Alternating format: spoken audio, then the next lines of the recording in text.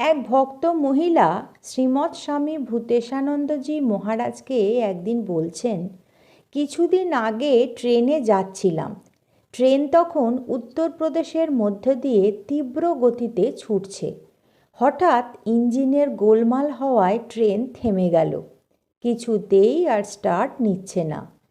প্রায় 2 ঘন্টা হয়ে গেলে আমি মনে মনে আপনাকে খুব ব্যাকুলভাবে ডাকতে লাগলাম।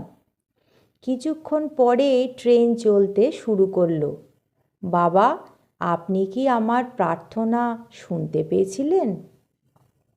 উত্তরে মহারাজ বলেছিলেন, মা, আমি তো কানে শুনতেই পাই না। কাছ থেকে সেবক কথা বললেও হিয়ারিং এইড লাগে। 700-800 কিলোমিটার দূরে তোমার কথা কিভাবে শুনতে পাবো বলো? একটু পরে গম্ভীর হয়ে বললেন, অধিকাংশ ভক্তই গুরুকে দেহমাত্র দেখে, কিন্তু গুরু শরীর নয়, গুরু হচ্ছে তত্ত্ব, ঈশ্বরীয় শক্তি।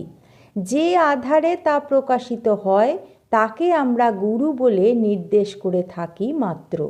এই শরীরটাই যদি গুরু হয়, তাহলে কাল মরে গেলে তো শরীরটা পুড়িয়ে দেবে। তাতে কি গুরু শেষ হয়ে গেল?